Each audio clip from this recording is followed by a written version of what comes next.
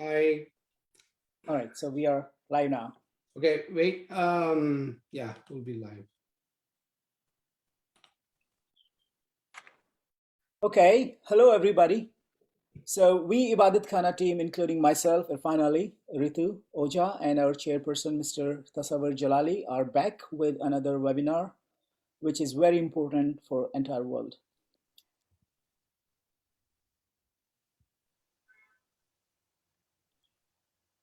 All right, so there was a technical glitch. All right, so in this webinar, we will talk about Israel-Palestine topic with our distinguished guests who are very well equipped with all the information, and they will share this information with you all. We have standard rules for this webinar. Remember, this is not a debate, but a discussion to identify the roadmap from here. Every speaker will have a dedicated time to speak for 5 minutes in first round. And in next round, you will have specific questions from the audience, or you can ask that question to each other. So the Israeli and Palestine conflict is one of the world's most enduring hostilities, with the Israeli occupation of the West Bank and the Gaza Strip reaching 53 years. Various attempts have been made to resolve the conflict as part of the Israeli-Palestine peace process. In recent conflict between Israel and Palestine, a ceasefire been agreed after 240 deaths, including women and children. Both parties have claimed victory. But is it a real victory for either side? I mean, we have Sabah Naqvi with us, who is a well-known journalist and author based in Delhi, and we will have Sabaji. Sabaji? So, as you know that, the current situation is that we have a ceasefire. What is the way forward from here? Are you starting with me? I think you're better. There will be more expert people. Would you like me to have the first go? Because would you like to start with with the panelists from Israel, Dr. Faizan Yeah, Mustafa? so, I will just speak in very general, broad terms. What is the yeah, way ahead? To sure. me, the entire conflict is born out of the injustice that is done to the people of Palestine. One recognizes the historic sort of anxieties of the Israeli people. All of that is there. But even in the death toll that you spoke of, it was mainly Palestinians who died. That is how I see it. Until Israel recognizes that Israel is a Jewish first state, unless Israel recognizes and makes reconciliatory steps, this conflict will go on. But there is another aspect to it. I'll be very brief and I'll allow everyone else to go on with it. The minute imperialism or the superpowers lose interest in Israel, also Israel will not act in the ways that it did right now. In this round, if you note, there was criticism from within sections of the Democratic Party in the US that came on, which were things which did not happen in the past. There was strong criticism of what was going on in this round within the US. If Israel stops being a strategically important uh, asset for the United States of America, is it a strategically important asset for the United States of America in the post-oil sort of age? I don't know. I'm not an expert on that, but I wonder about those things because uh, there is little doubt that the people of Israel have every right to fear for their security, just as every Palestinian has a right to hope to live in a home that they have been pushed out of, frankly. That's how it appears to me. The US is a power in decline. We don't know Chinese positions on these sort of matters, but remember, China, Russia, they all have relationships with Iran. They all have relationships with Iran. Just as Israel would not be able to sustain itself without the US, Hamas and Hezbollah would not be able to sustain themselves without Iranian support. It is not openly done so, so Iran can delink itself. These are guerrilla outfits which are fighting a guerrilla war. So it's a very, very complicated terrain over there. But it is linked to larger world powers. Otherwise, in the middle of Arab dominated area. The state was created. The people who lived there were pushed out. Their children, grandchildren have been forced to live as refugees. Those are the bald facts right now. And the recent round of violence came because they were trying to move some more Palestinians out. And so the protests broke out, and hence, I mean, it's all fairly, in spite of the complications and the long duration, to my mind, it is built on simple injustice. And that, and regimes currently, one also gathers that the current leadership in Israel has local political compulsions for acting the way they do. This is a game, the sort of game we're very familiar with in India, where you sort of create a conflict because you want to have hardline support around you, which is what appears to be the domestic compulsions for the leadership in Israel right now. So those are very familiar tactics in sort of democracies, but there is a lot of collateral damage. And in this case, in this round, I do wonder whether the sort of complete immunity of the state of Israel is with the Americans is over, or does it continue? I'm not an expert on that, so I'm only throwing out, as a journalist, provocative thoughts out there, and I hope some of you who are much more learned than I would ever be would just pick up from here. So let me So, just, yeah. sure. Thank you, Sabaji. So before we go, we have Mr. Shai on. I mean, he will talk about that, more about that. But you mentioned something about Indian government, and uh, uh, in terms of the India's perspective, historically, there was different policy, and we have noticed that in recent time, and I do not know if it is the official Indian government policy, but in public perception, we have noticed that it's moving towards different direction. What do you say about that? What is in India's interest at this moment? So in India, the current regime in India sees itself uh, probably also ideologically as an ally of Israel against some hostile Muslim world. So technically, in the Foreign Office, they may not exactly say so, but they see themselves a Hindu state opposed to Muslim Pakistan, Israel surrounded by Muslims. They play into the clash of civilizations theory. So they see themselves, plus there is China on top of India, and China, Russia, all of them are more inclined to be more supportive of Palestine. China is a very pragmatic country. They will not get into conflicts unnecessarily, but ultimately they are the growing power in the world. We have to accept that. US power is coming down. China is pragmatic. It doesn't go and get into wars, but they know how to play the long game, and they've done that. And we have China on top. So India is today sort of aligned with Israel much more than it would have been in recent times. And there has been a shift. Just recently, there was Iran just cancelled some deal with India. I forget the details, but it was a small item in the Times of India. Some long pipeline, they just cancelled it. And we had historically good relationships with Iran. I remember a famous scene when Yasser Arafat would come to India and hug. Then, I mean, I was a child, but one saw images of Indira Gandhi, a former Prime Minister, Indira Gandhi's lives. One of them is being hugged by Yasser Arafat. So, so all of that has changed. And I don't think India sees itself, except for with the Gulf countries where you have a lot of Indians living and working there and repatriating income back to India. With some of the Gulf economies, we keep up a facade, but I think in the larger sense, India is very, very close to Israel now in intelligence sharing, even in terms of positioning and all of that. Of course, the Foreign Office will say we would make a sort of general statement, but there is a larger, even if you look at the material produced by the leaders of the BJP who rule India currently, the earlier leaders, they would articulate that Israel is a model state for them. They want to follow what Israel has done in the West Bank, in Kashmir. It is written in some of the literature produced by them. They would like to move settlers in there. They just haven't been able to do it because you've got to find the settlers willing to go there, and believe that they will be safe over there. But they would like to have a demographic change in Kashmir. Israel is a model for them. So, Thank- just to explain, yeah.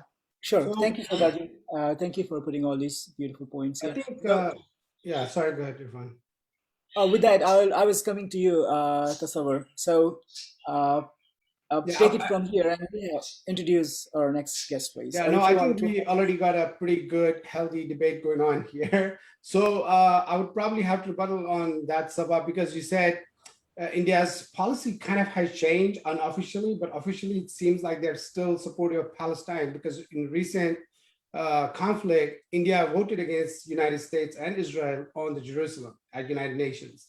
But I'll get back to that topic.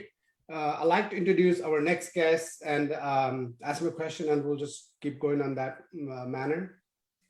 So our next guest speaker is Shai Kiviri. Shai, I don't know I got the last name right.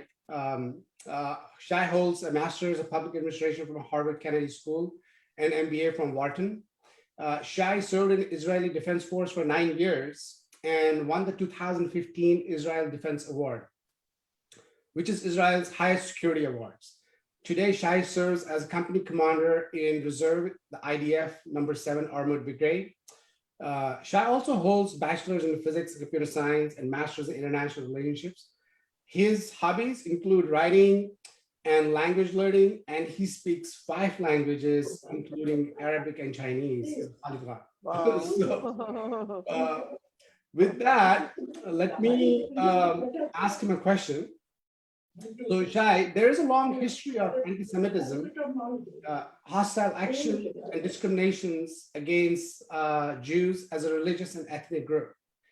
Prosecution of this ethnic group has continued for centuries, starting as early as days of Roman emperors such as Tiberius and Claudius, and the massacre of Jews of Alexandria in 66 AD, expulsion of thousands of Jews in Russia and Germany in 1885, followed by expulsion in Russia again, and 1905 programs in Ukraine and Bessarabia, a program in Hungary in 1919, and 1938 program at Kristallnacht, culminating in a major Holocaust in 1945. I mean, the history is very long persecution.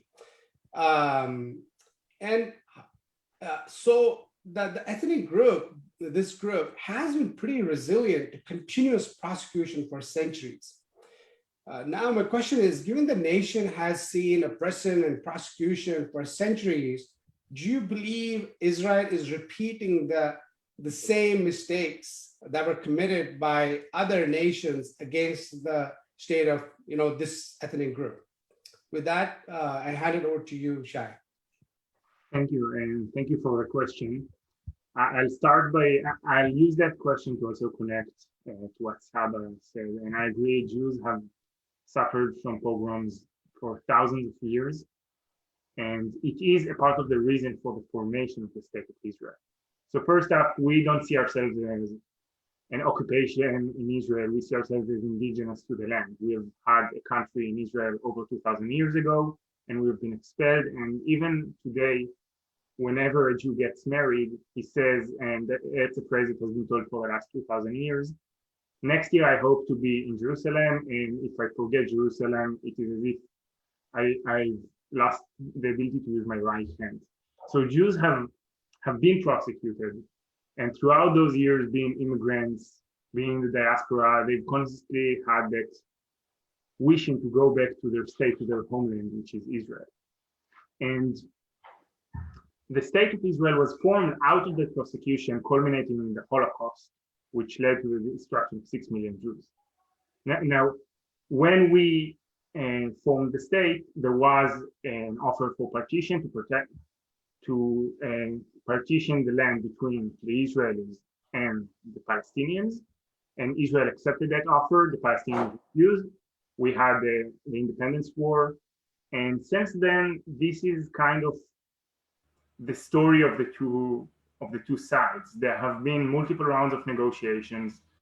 In every time, the the US is the one facilitating the negotiation.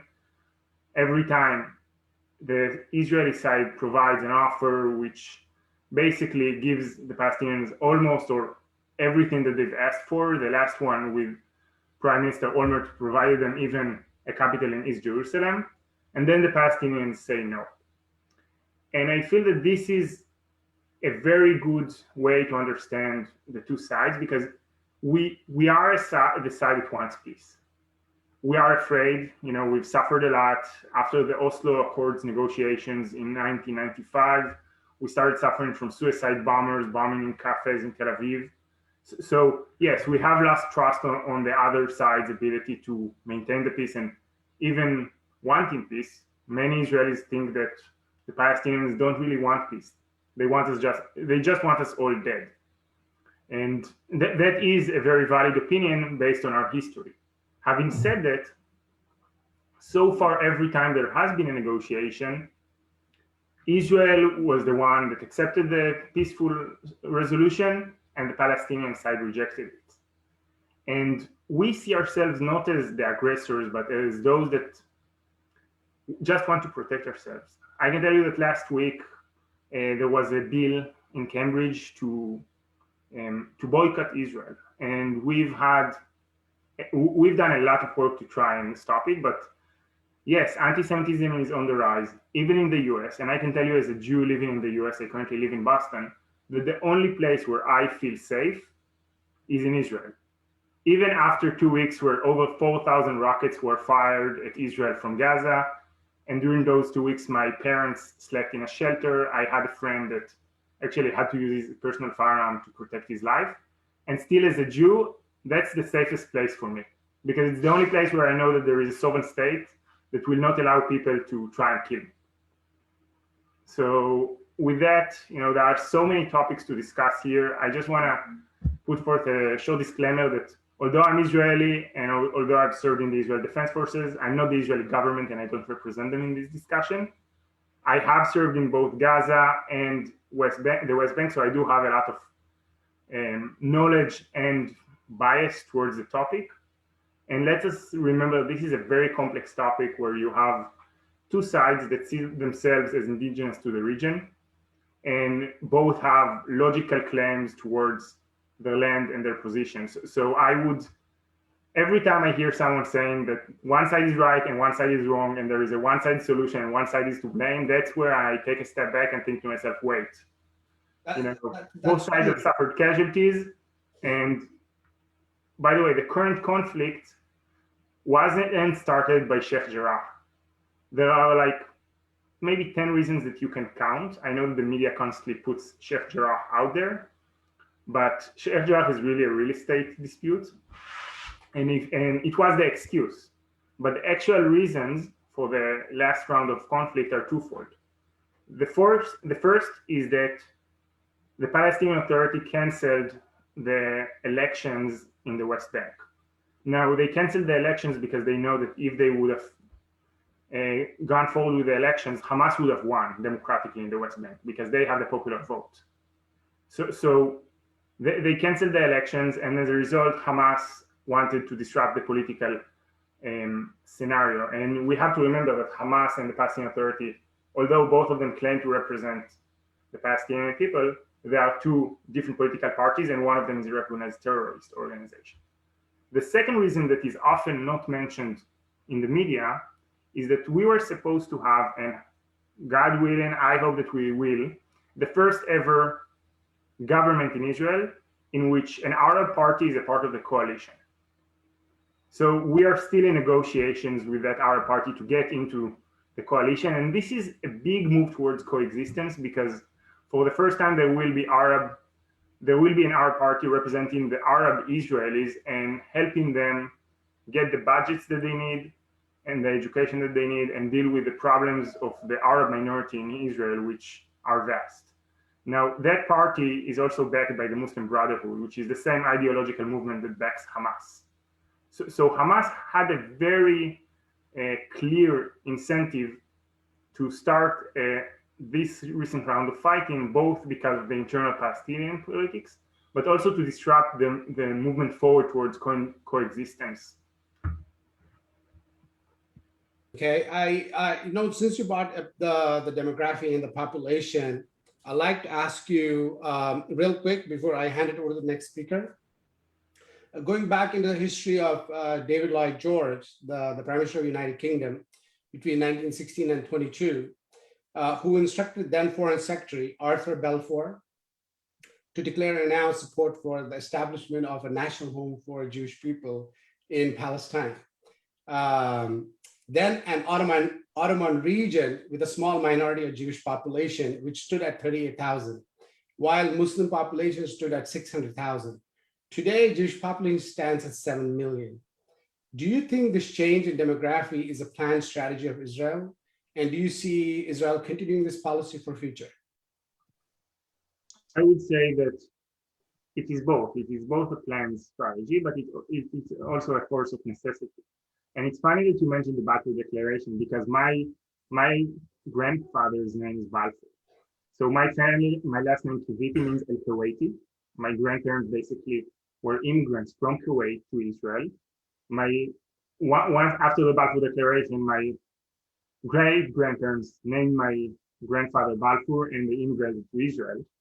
But the story is that during 1948, everyone mentioned that there were 700,000 Palestinian refugees that were kicked out during, or had to run away during the independence war. But what they don't mention is the 800,000 Jewish Arabs, like my family, that were forced out of all of the Arab countries in the surrounding region because of anti-Semitism.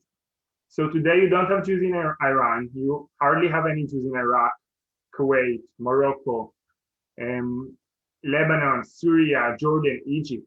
All of those 800,000 Jews just couldn't live there because of anti-Semitism and the Arab countries attempt to kill them. So they had to immigrate to Israel. So that also already brings you to a million. And then you have the immigration waves of the Holocaust, which were an extra few millions. So you see that even if you say there are 7 million Jews today, many of those waves of immigration, including, by the way, the 90s wave of Jews coming from Russia after the Soviet Union collapsed, many of those waves of immigration were not planned in order to increase the size of the country. They were a result of anti-Semitism, of persecution, of Jews understanding that they have nowhere to go other than the state of Israel. And they were actually fairly large challenges that the country had a hard time dealing with. So think of a country of 1 million people during 1948, suddenly having to triple its size within a few years because of the immigrants from the Holocaust. Think of a country of 3 to 4 million Jews in 1990 having to receive 1 million Russian immigrants from the Soviet Union that don't even speak the language. These were challenges that almost destroyed Israel's economy. So is it a planned strategy? Israel is the national homeland of the Jewish people, yes. And we do hope to build a place where all Jews can be safe. But the large majority of Jews that came to Israel did not come because of the economic prosperity. We do live in quite a rough region. It's fairly easier, I can tell you as a person living in Boston right now, it's fairly easier to live in the US. And most of them came because they had nowhere else to go where they could feel safe. All right, thank you for a very succinct answer, Shai. We'll come back to you again and to Saba. But with that, can I ask him a question? Can I ask Shai one quick question? Is it always going against the flow? It's okay if it's a quick question. Because he's actually from the region. We're all outsiders. So I think he deserves more time than any of us. I mean, if I may say so. He's from there. He knows that region. He's from Israel. Shai, I'm just curious. I want to educate myself on this. Isn't anti-Semitism something that came out of Europe? And when you talk about it today, you're saying that you feel it in Boston. You feel it. Don't you identify with the sort of anti-Islamic sentiment also? Muslims feel it all over the world. Number one. Number two, to what I've learned of history, it was there in Russia. Of course, what happened in Europe. But then the sort of anti-Israel feeling because of the manner in which Palestinians got dislocated. That is my question to you. So I was just wondering, is that your understanding also? That it was actually out of Europe that anti-Semitism was seen at its worst? Yeah. So I'm not sure if you asked two questions or one. I got the first question, so I'll answer it. And if you ask the second one and I didn't answer it, just let me know. Hmm. Anti-Semitism is the ancient hatred towards Jews, wherever they are. So it's actually racism towards Jews, basically. It has started long before the Zionistic movement. It has started with Christians and blood libels, and it continued throughout Islam, and it has been throughout the world. There is anti-Semitism in the Middle East. There is anti-Semitism in Europe. There is in the US. Honestly, I don't know who started it. You know, some may say that you can go back to like the Jews killing Jesus and all of those kinds of stuff. Others may say it's even older. I'm not I'm very knowledgeable about anti-Semitism. I'm not an expert, but I can tell you definitely that it is not a European phenomenon. And regarding what you said about Islamophobia, I do feel that Muslims have other issues that they have to deal with. Islamophobia is one of them. And yes, in general, when you generalize about the whole population because of a few extreme minority, then that's an issue. I wouldn't compare the two, just because Islamophobia is, to my understanding, a newer phenomenon than anti-Semitism. But both of those are racism towards a certain ethnic group or religious group based on some sort of preconceived notion that is false. Thank you. Yeah. Thank you. Wonderful debate, very rational discussion. I'll hand it over to Ritu, who's going to introduce our next guest, being respectful of her time. Ritu, can you just take on from here and introduce next question, a follow-up question? Ritu, you're on mute. Unmute yourself, please. Yeah, can you hear? Yeah, Now we hear you. now I'm audible. Yeah. Hi, everybody. Good morning and good evening. This is Ritu. I'm the founder of Indica News. And today we are at the very interesting topic. I don't have to introduce or say anything about Professor Faizan Mustafa. You know, everybody knows him. He's the Vice Chancellor of the National Academy of Legal Studies and Research in Hyderabad.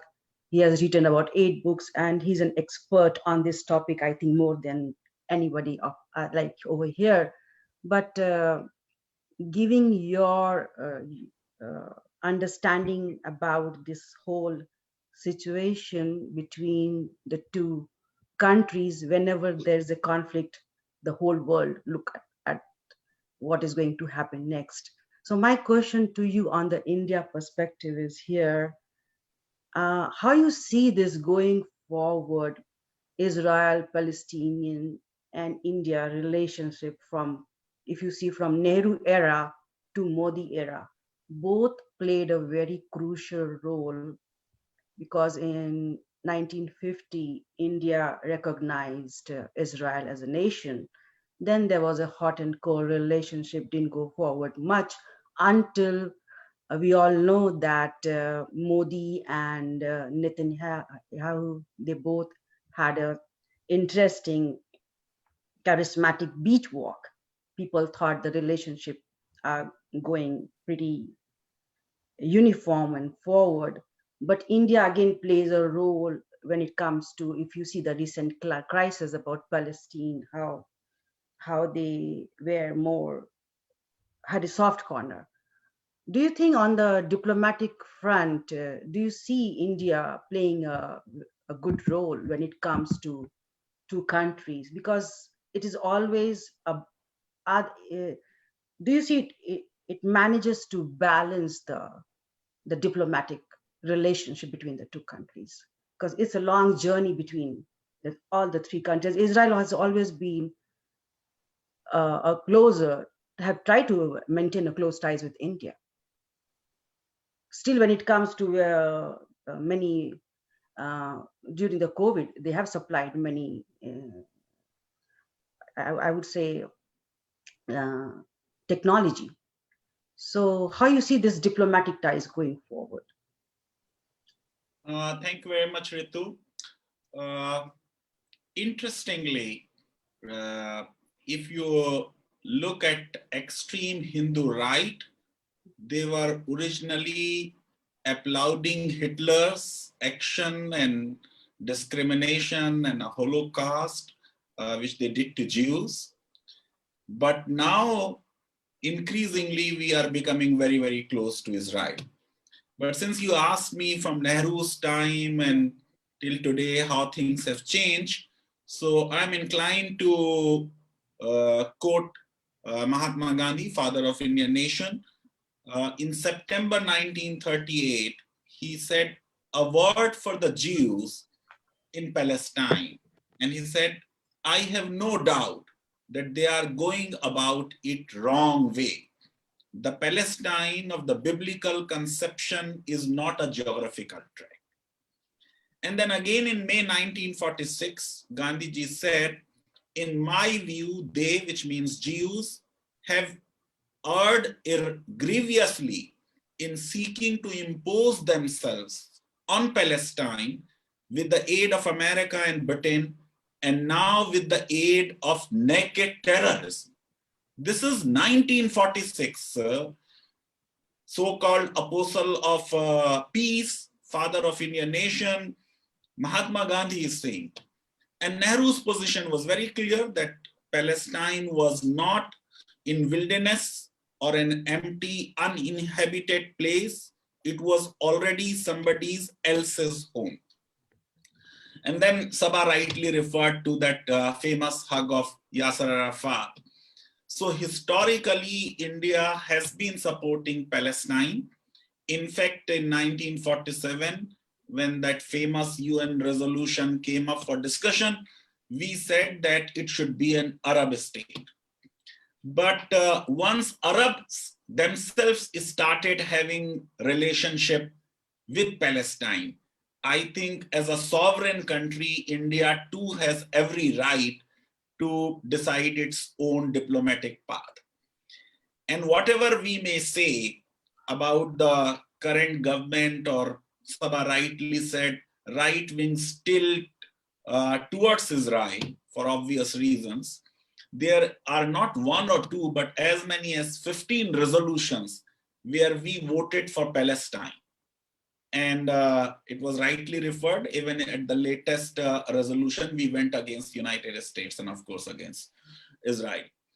Now, current Prime Minister of India has tried to balance out. He himself went to Palestine. He increased the Indian grant and aid to Palestine 5 times. India is developing their IT sector. India is training their diplomats. India is also constructing schools in Palestine. But then you can see, while Indian position has been that they are for 2-state solution, right, and they believe that a viable, independent, sovereign Palestine is a way forward. Lately, they have been silent or diplomatic about their position on Jerusalem. Once President Trump has accepted Jerusalem as the capital of Israel, I think India is not coming forth that explicitly on its position on Jerusalem. So borrowing from Sabah, I would make a wider point that probably there is a need, and people like me are convinced that the whole Israeli project is a kind of an imperialist initiative, and there has been a systematic effort to either eliminate or suppress secular nationalist Arab movements or left-leaning governments of the Arab world. And even West did not hesitate in using religious fundamentalism to do that. And therefore, Israel is very much part of that imperialist design. I fully agree that for thousands of years, Jews have been persecuted. And what happened to them in Europe must be condemned in the strongest possible terms. But what Jews are today doing in Israel is also a kind of apartheid. There is a UN resolution subsequently withdrawn on this.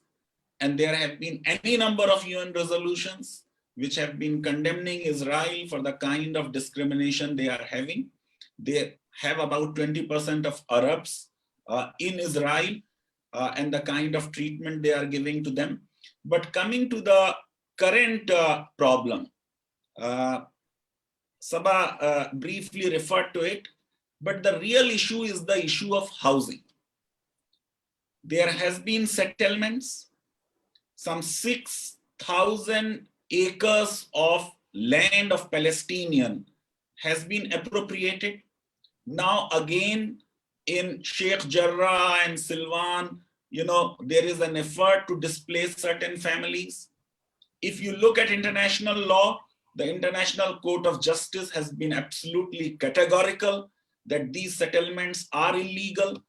And very interestingly, Ritu, Israel's own Supreme Court in 2020, by 8-1, said that these settlements are absolutely illegal and the law is not colorblind. Shai referred to Israel as the natural home of all Jews. Now the problem of 1970 law of return is an issue. What we are trying to do, that we are trying to say that if Jews owned certain houses in 1948, we are trying to give them back even to people who have no family connection with the original owners. But same thing we are not doing in the Palestinian areas. I have been to Israel as well as Palestine. I also taught at Tel Aviv University. And there is a housing clinic which is run by the Tel Aviv University itself. And even in this Supreme Court decision to which I made a reference, the Attorney General took the position against the government. In India, we can't believe our Attorney General ever standing up and saying my government is wrong. I think except sometime in emergency, when Nariman was a Solicitor General, he said something against emergency. But it was on the Attorney General's insistence that the Chief Justice said that this law is not colorblind and the settlements are wrong. And these territories are protected territories. These are protected people. So what they are doing in the Palestinian territory, they should also be doing for the Palestinians, and they should also be returned their homes. The law cannot be discriminatory. I understand that they do not have a constitution in a modern sense, but there is a basic law, and this law talks of dignity of the individual. It talks of non-discrimination. So I think this whole system of having a wall, which was also said by the International Court of Justice to be absolutely illegal and wrong. So right now the trigger was this, that some more families, some more people are going to be displaced out of their houses because some lower courts have permitted that. So I think maybe next week, there would be some hearing in the Supreme Court of Israel, and maybe Supreme Court of Israel, just like in 2020, would set things right. And I entirely agree with Shai that, of course, it was very difficult for Arabs, in terms of their demography, their number was more, but they were given under the UN resolution lesser land. But had they been a little bit more far-sighted and realized the geopolitics and the new world order after World War II, they would have accepted that offer of partition. And by this time, Palestine as an independent country, as a sovereign country, would have been quite powerful or as powerful as Israel. So there was a blunder committed at that point of time. I understand that it was difficult for them to say that we will get lesser land and someone else who in terms of population don't match them would get a bigger land. But sometimes as in Islam also they say maslahat, that you need to see writing on the wall, and Arab nations fail to see that writing on the wall. Now, some people say this whole idea of two-state solution probably is not going to work, because these two states today cannot be equal states. They would have been equal states in 40s, but today it is impossible to have Palestine, because now they say that it is a territory, it is not even a state. So I feel this is one of the suggestions, that rather than insisting on two-nation solution, which I think no Palestinian is going to accept, let there be a more moderate, accommodative, liberal Israel, which believes in non-discrimination, which gives equal rights to all its citizens. Probably that is a solution. But currently the problem is largely about housing, and there is not one or two, but several resolutions of United Nations which clearly hold that these Jewish settlements in the Palestinian areas are illegal under international law.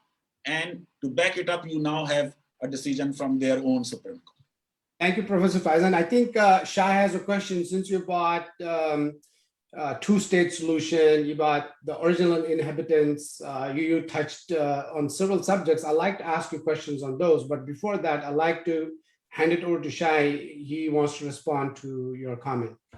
Thank you so much. And I'm enjoying this discussion just because we go right straight into the point, and we hit the heart of the discussion. So thank you, Faizan. And the first point I would like to make is the historical justice point, just because every time someone treats Israel as a colonial power, they basically have an underlying assumption that we don't have the right to live in Israel.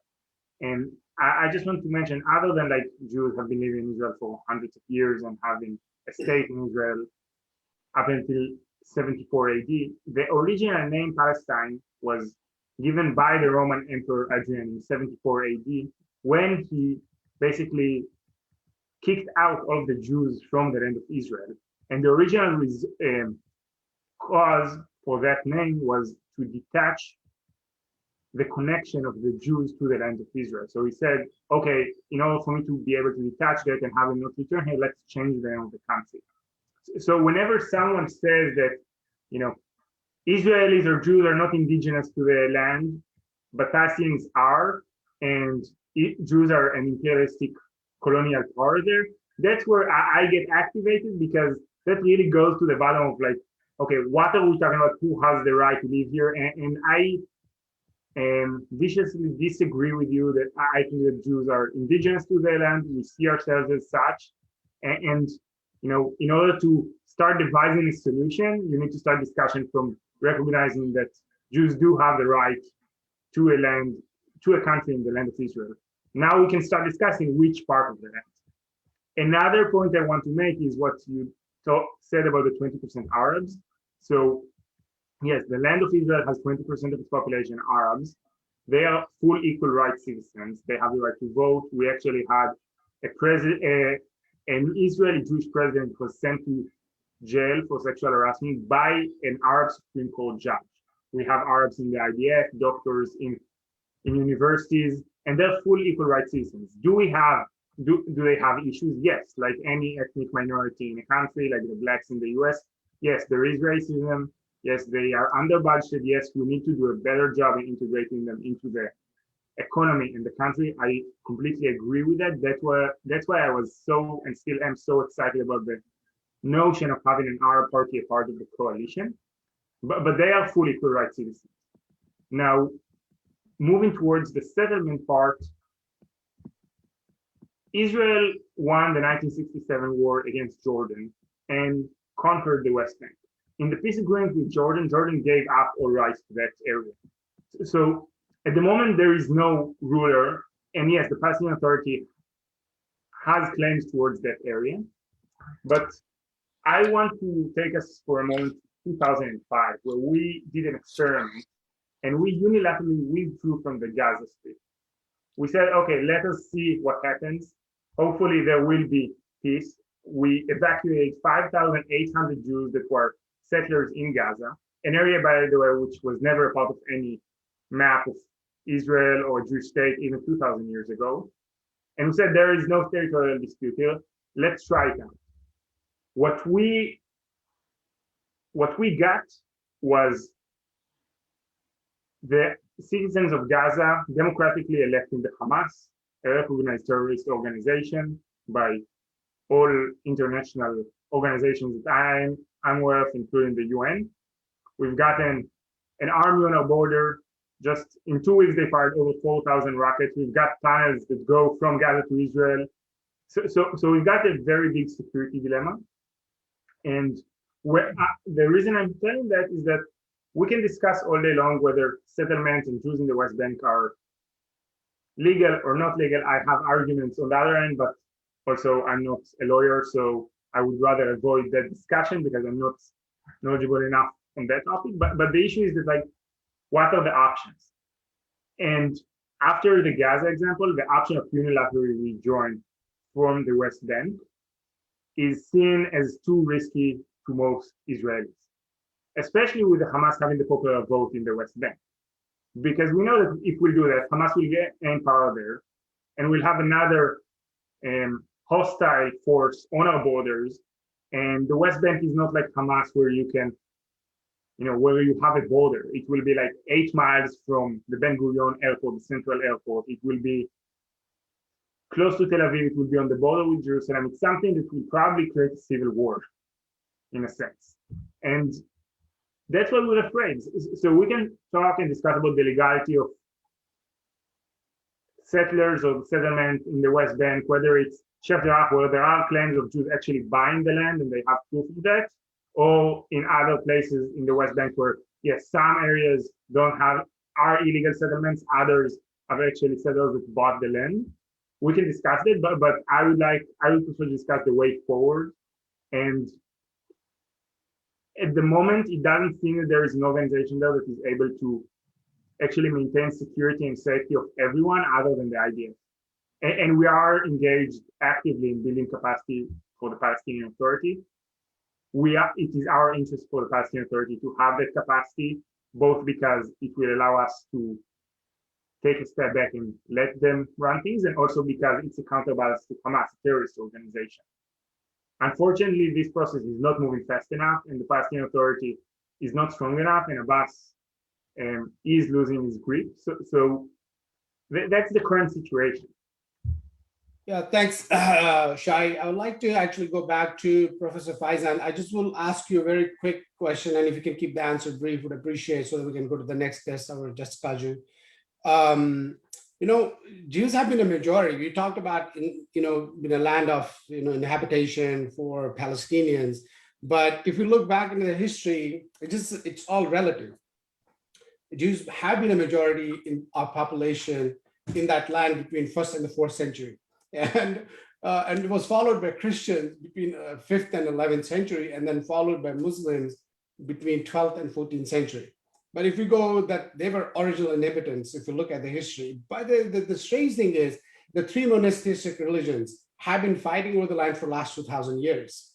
You said two-state solution. Why is two-state solution necessary when Jews are the original inhabitants of the land? Do you think one-state solution is possible, Professor Faizan?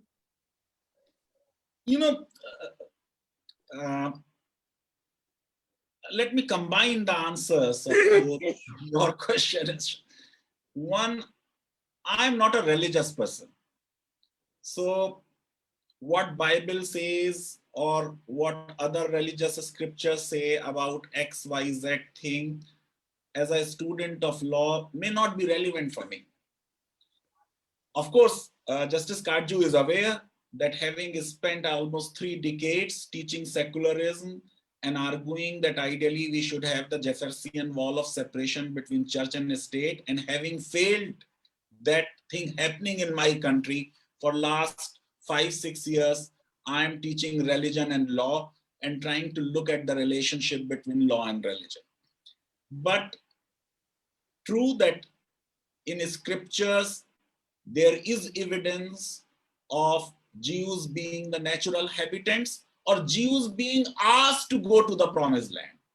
If you look at the biblical story or the Quranic story, this is a land where Moses is asked to go and make a covenant. And then there are other verses also which say that they broke the covenant and did not obey God. But I'm not going into that. For me, who is an original habitant and who is a settler, and originally who is there in India, we have the entire debate, our upper caste Hindus refuse to accept that Aryans were also immigrants like others. And original inhabitants of India were Dravidians, isn't so? So let's not go into that debate and look at law. Now, historically, since you referred to, Muslims taking over from Christians, so during the tenure of second caliph, when Muslims are taking over, there was no war, as you know, but they were not taking it over from the Jews.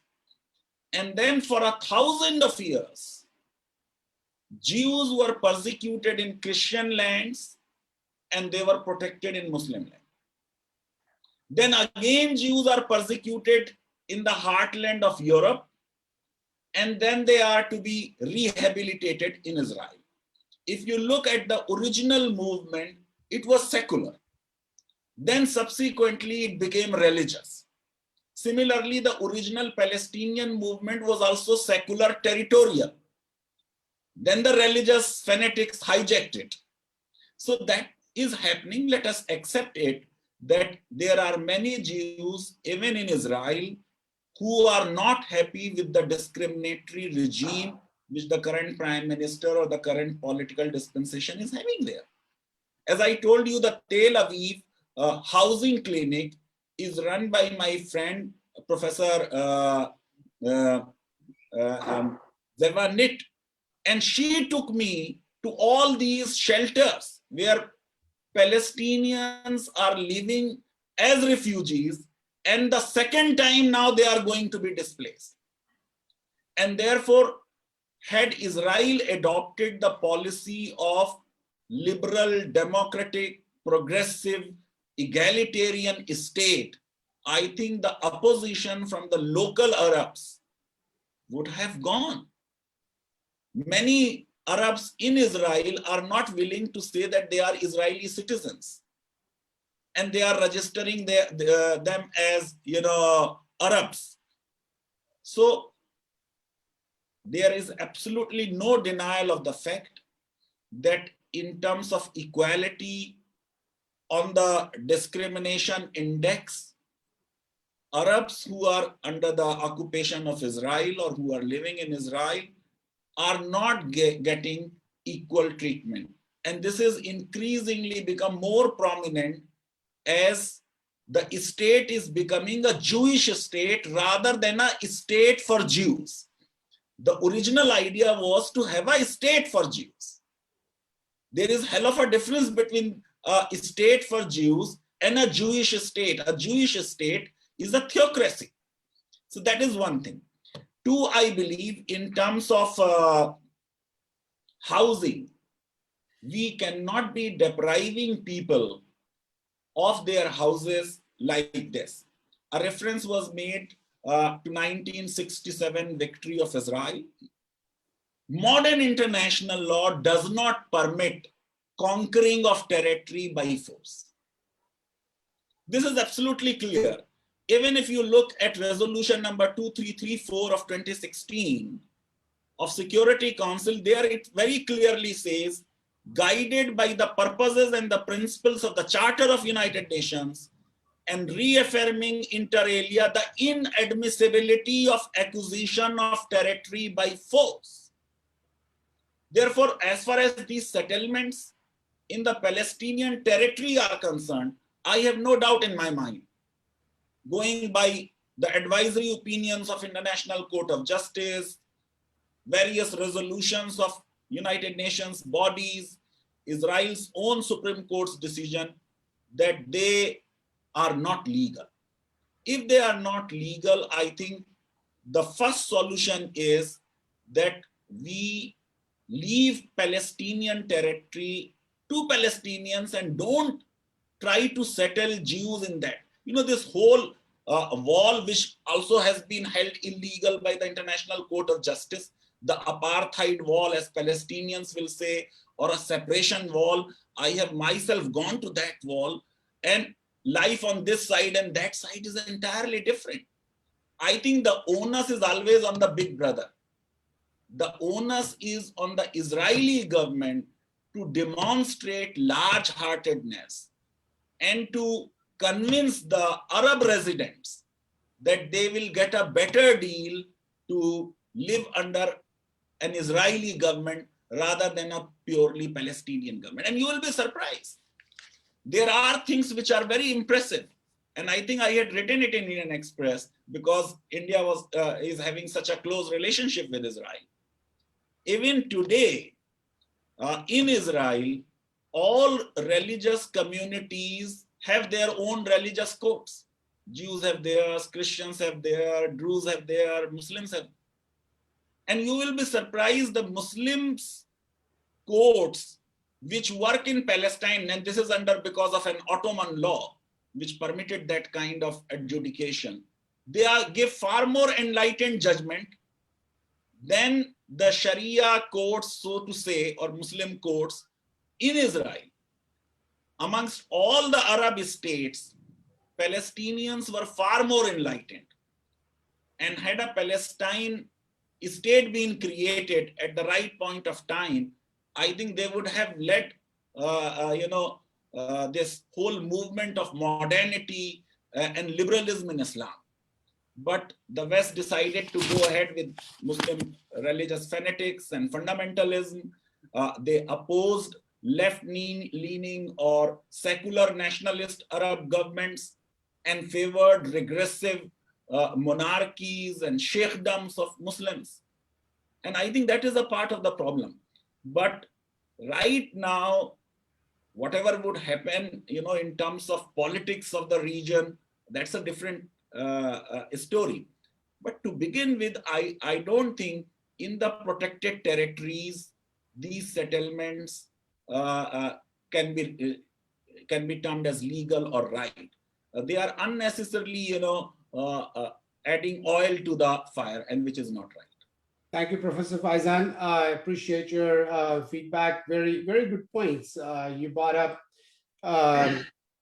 certain good points, and I'll ask, since we're here top of the hour, but I would like to ask you a few more questions and ask Sabah as well a few questions. But I'd like to get to our new guest, Justice Katju. He has definitely a few points. I'd like to have Athar introduce Justice Katju and follow up with the question. Athar, please. Thank you so much, Tasawwur bhai. Good evening and good morning to all of the panelists. So our next guest needs no introduction.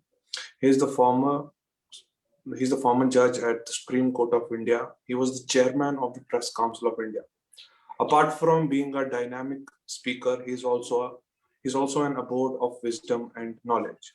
So I would like to call upon Mr. Markandey Katju sir to share his thoughts about this Israeli-Palestinian conflict.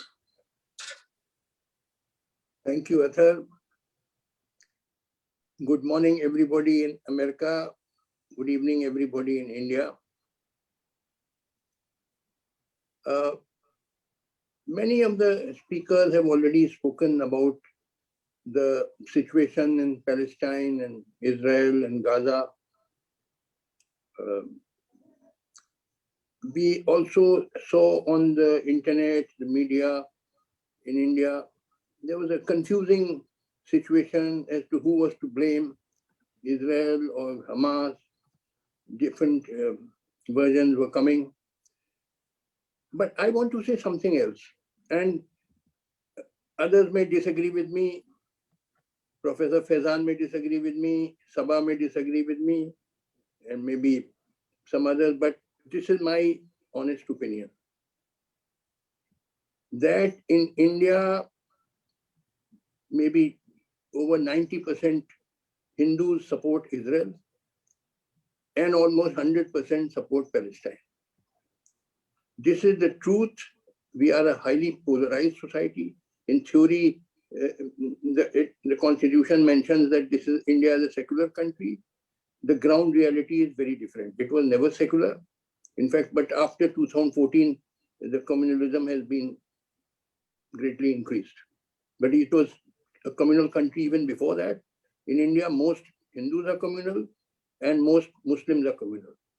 Maybe up to 85-90% Hindus are communal, 85% Muslims are communal. This is the ground reality, the hard reality. When I sit with my own relatives, I can tell you something personal. And they are sure there's no Muslim around. Most of them spout venom against Muslims, my own close relatives. And if a Muslim is lynched, most Hindus are indifferent and some are happy, one terrorist less. This is leave aside the 5 or 7% so-called liberal and liberated and moderate, modernized Hindus. 95% Hindus are, they regard Muslims as fanatics, terrorists, and anti-national. Many of them regard them anti-national. This is the hard truth. And you have to accept the truth. So in this dispute, and I spoke to many Hindus, they were all supporting Israel. And I spoke to many Muslims, they're all supporting Palestine. Living in the same country, India. It's a polarized country. The media in India are, as you know, they've become sycophants and known as Godi media. Most of them were supporting Israel in this conflict. They were saying, oh, this Hamas started the whole thing by firing 1,500 rockets into Israel. So it is Hamas to blame. Israel was only defending itself and so on. This is the ground reality. Leave aside what actually happened in that area, in Israel, in Palestine, Gaza. I'm not very sure because a very confusing situation was created by the media. Who was to blame and who was not to blame and all. I'm not going on that. But what I'm saying, in India, if you talk to a Hindu, 95% chances he will support Israel. Why? Because the Palestinians are Muslims and bashing Muslim is very good, appreciated by Hindus. So these Israelis, they are Jews and they bash up the Muslims. So bashing Muslim means bashing a terrorist, bashing a fanatic, bashing an anti-national. Jolly good. This is the hard truth in my opinion. Now, Professor Faizan Mustafa may disagree with me, Sabah may disagree with me, others may disagree. This is my honest opinion. Hindus with Israel, Muslims with Palestine. No questions asked, nothing. You don't need to go into anything, history of whether Jews are entitled to live in Israel, whether Jews persecuted, kicked out the Muslims, nothing. Simple that the Jews are giving a hammering to these Muslims, and that's a good thing. Whoever hammers the Muslim is doing a good job. So it's straight as simple, and this is the unfortunate situation, this position which I believe in. Thank you. Can I just say something very quickly to Justice Katju? It's too provocative that I have to say something, if you would allow me. Yeah, please go ahead. No. First of all, with very respectfully, sir, I presume you are a Brahmin. So I don't know which Hindus you are talking about and which Muslims you are talking about, because you are speaking about everything in a monolith. No, I'm asking. Sure. No. Let me finish, sir. Then I'm sure you can continue. I find it, you have looked at the whole problem of Palestine and Israel, which has elements of apartheid, structural law, international law, all of that is, you are looking at it. I mean, I find it amazing that you have generalized about all Hindus and all Muslims. I did not say all.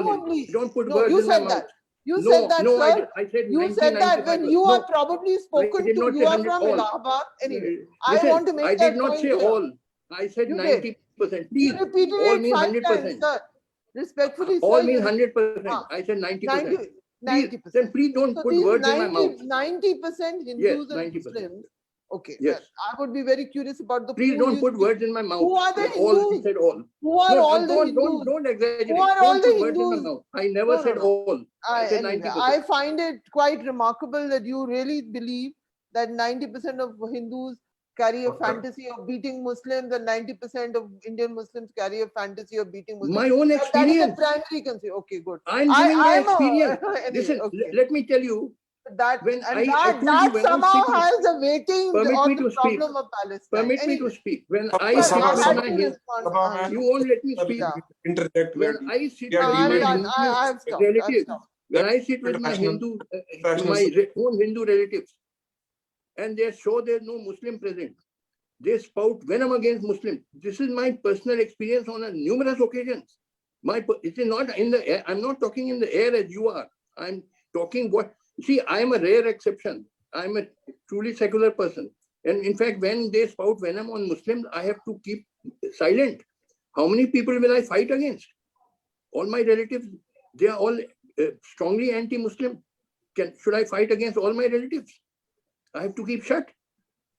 I'm secular, but they are not. I'm telling you my personal experience. I mean, you don't have that experience. I have it. So you are talking in the air. I'm talking of ground realities, what I'm facing.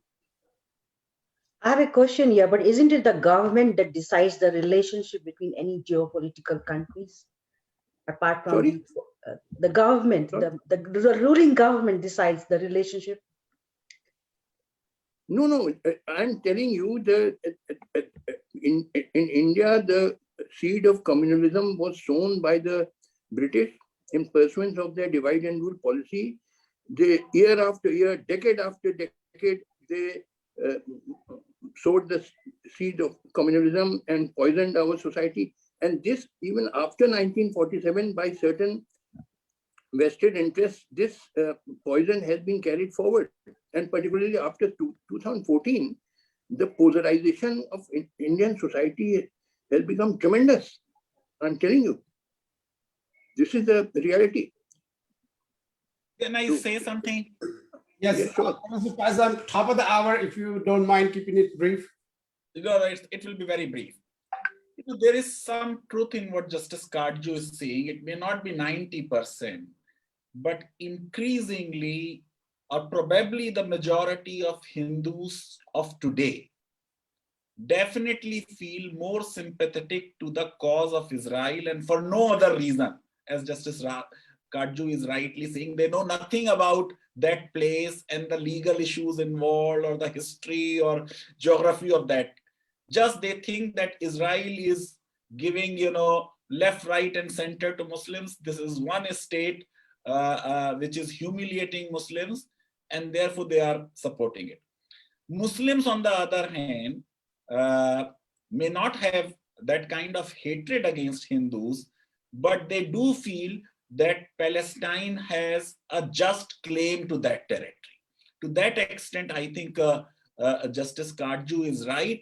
But Sabha, we cannot live in denial anymore that our society is increasingly becoming highly polarized. I know there was a time I'm not in any denial. When not many Hindus, were for the cause of Palestine, and as Ritu rightly said, that ultimately the government decides.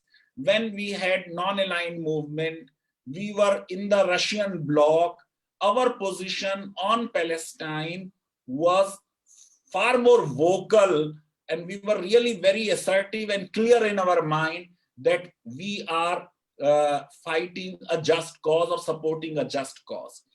Now, probably because of our economic reasons or because of what Justice Katju is saying, our communalism, but increasingly India and Israel are coming together, and this coming together was also reflected as one of the reasons of Oslo Award and subsequent developments. And our position on Palestine is not the same what it used to be during Nehru and Indira Gandhi. Let us accept it, and let us also accept it that many, many Muslims, just like Hindus, don't understand the conflict or the legal issues involved in it. They feel Palestinians, are victims, and Palestinians are Muslims, and therefore these Jews must be doing something very, very bad to them. So I think it may not be 90%, but majority of Muslims are definitely with Palestine without knowing the conflict, and majority of Hindus are with Israel for no other reason except for Muslim bashing. My question is, my question is, who are the Hindus? Which caste? Are you talking about Brahmins? So why go into What the are the caste Hindus? today? Today, when Dalits are also Sabha, when today Dalits are also Who are the supporting Hindus who are having thoughts BJP? about this? I'm saying, no. This is a very crucial, fundamental problem here. Who are you talking about? Are you saying the Dalits and the OBCs and the Adivasis are thinking about Israel? And I'm sure Shai is very entertained. No, I understand from where you are coming, but Yeah. lately Who are things these? are This becoming. Brahminical vision are Brahmin families that they're very communal. I know that. Yeah, I'm from the Hindi belt. I know that. I cover the BJP. I've covered the RSS. I've written books on them. That's what I write about. But this definition, loose definition, that people like us should be making all the about monoliths is what I have a problem with. That's all I stated out here. No, but Sabha, Justice Katju is right to the extent because, secularists and liberals have been living and are some of you are having this illusion. It's very, that very large majority of Hindus are secular and large majority of Hindus are tolerant. I think increasingly this myth is getting busted. And on this thing, I'd like to add a real quick question on here, because there is some kind of a concept of self-righteousness in the Muslim world. I mean, Hindus are confined to India, but Muslims spread all over the world. I wanted to ask Sabha, right? In the New World Order, in which internet, trade, commerce have cut across traditional boundaries, there's no place for theocracies, right? Religion. Although state of Israel, based on a modern principle of democracy, it's no different than a theocracy, where power really lies in the extreme right wing elements. However, most of the Muslim countries are governed by similar laws of Sharia. Absolutely. Right? Why do Muslim nations see a problem with one Jewish state when there are so many Muslim states in the world? I do understand there is an aspect of occupation, but my question is specifically about this Jewish state. I think your point about so-called Muslim states being a complete mess is a very, very valid point. And the question to look at is how much did Western powers prop up these tin pot regimes, these, the sort of monarchies and all, and actually bring down more legitimate, more rooted regimes, though there is a question to be asked over here. It's a very, very valid question to be asked, about what you say here. But, I understand also the history, because Shai is this has become an India-Pakistan Hindu-Muslim debate. So I'm trying to bring it back.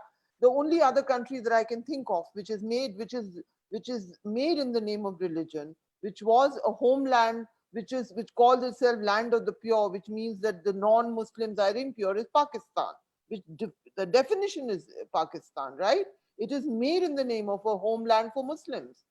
That is actually the counterpoint country. Saudi Arabia is Arabia, Iraq, these are not made. If you think ideologically counterpoint, that is the Jewish homeland, that is created as a homeland for Muslims in the definition of the name. If you translate Pakistan, it means land of the pure, which means those who are non-Muslims are impure. So I'm just saying all of this. I'm just putting an idea out there. Pakistan may be more of a secular liberal country, right? Versus you have a lot of other countries like Iran, you have Malaysia, you have Turkey. I mean, there's a lot of other, Indonesia, which are really driving more and more towards, Islamic Sharia laws. What we see in India today on the right extreme of Hinduism, but this has been going on in the Muslim world for centuries now, right? Where they have been creating these Muslim nations. But again, a separate debate. It's a wonderful debate. We can continue forever. Thank you, everyone. It's really been awesome to have you guys here.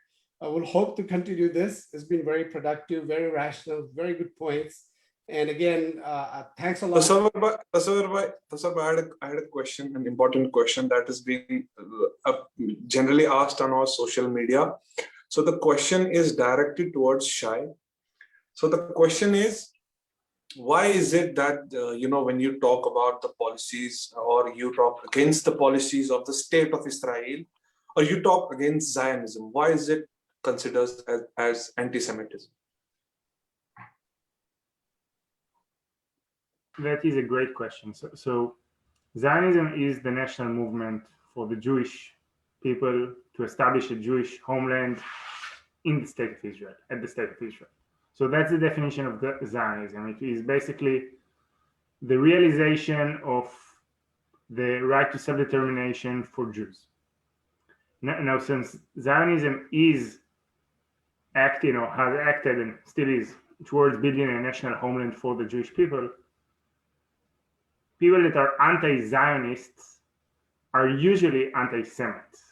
So there are a lot of people that are trying to say we are anti-Zionist, we're against the state of Israel, but we're not anti-Semites, we're not against Jews. But at least from my experience, every time we start having a debate that is deep and goes into basic principles and understands where does that comes from, it always ends up in one place, which is not recognizing that the Jews are indigenous to the state of Israel, that they have a right or legitimate claim to the homeland.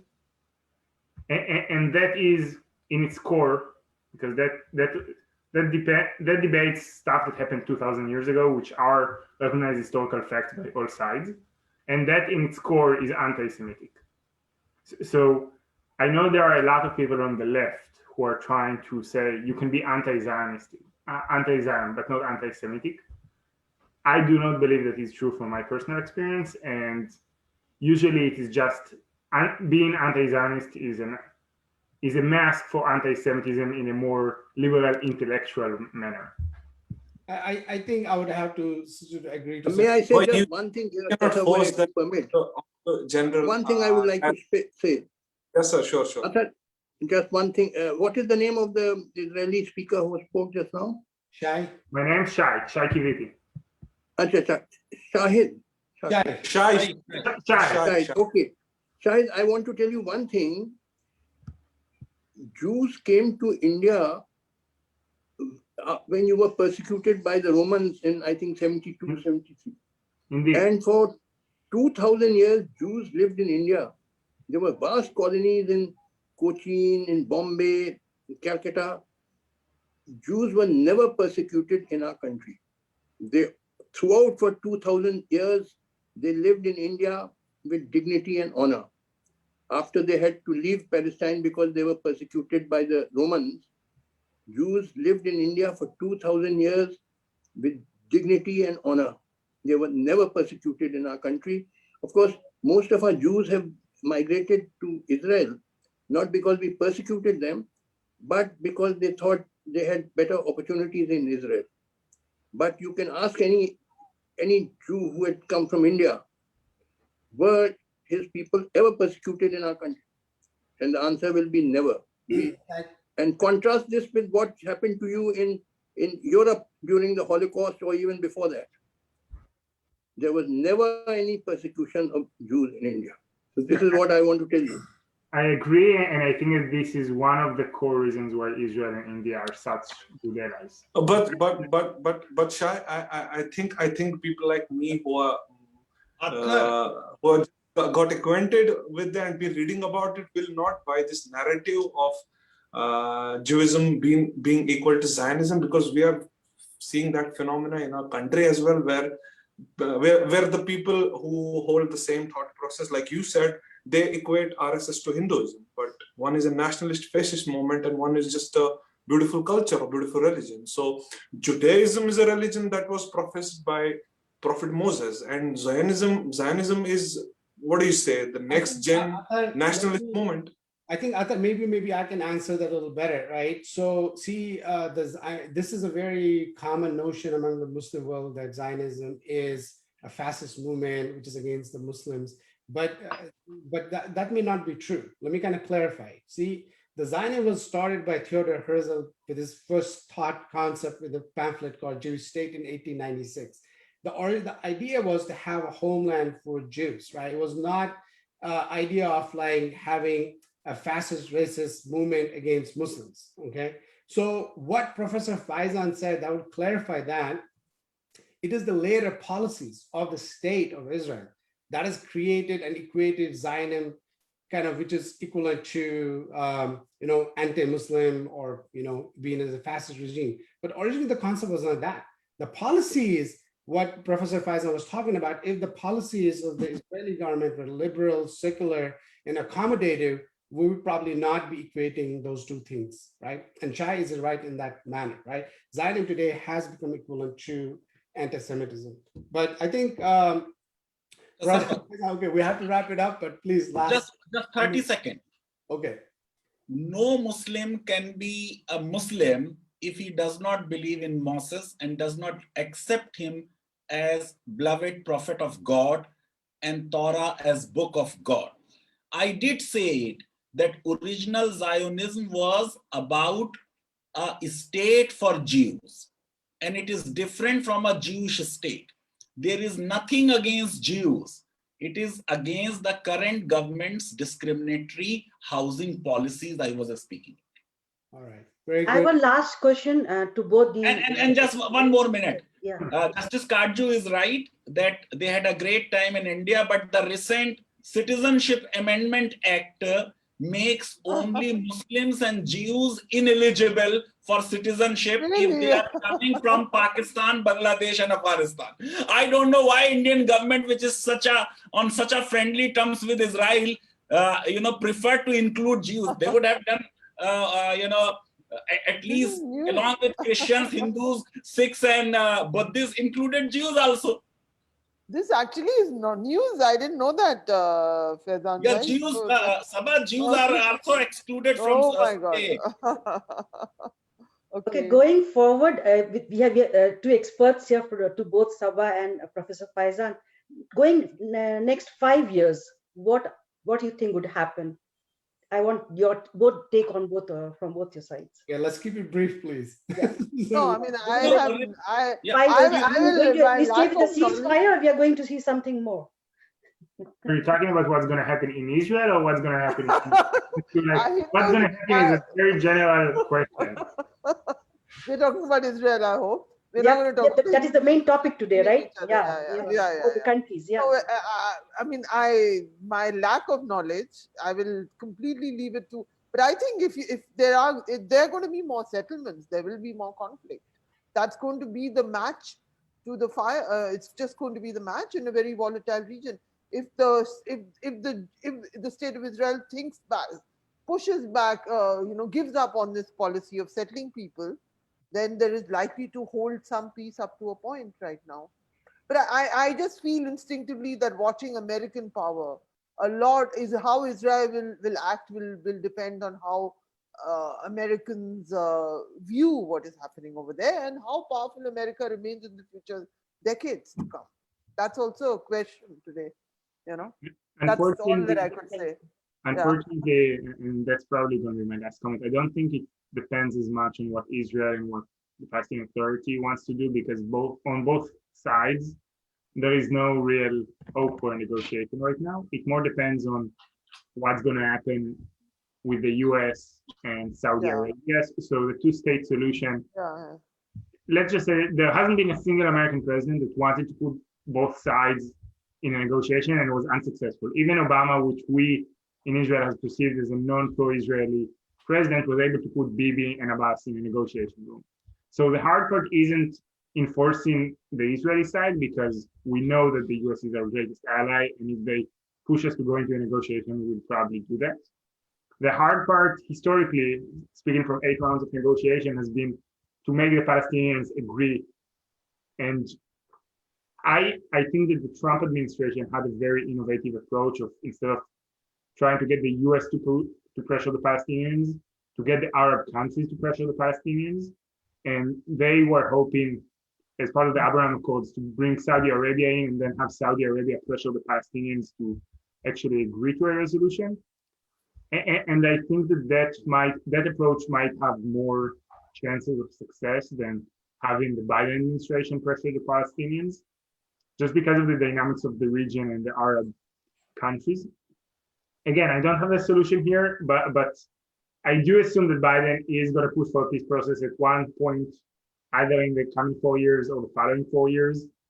Whether or not he's successful, that really depends on the dynamics of the region, on who controls both sides, on whether Hamas takes over the West Bank, on whether Bibi remains in power or not. So there are so many factors here for the internal politics that no one can give a forecast. Ritu, my answer is that much will depend on the political situation in Israel.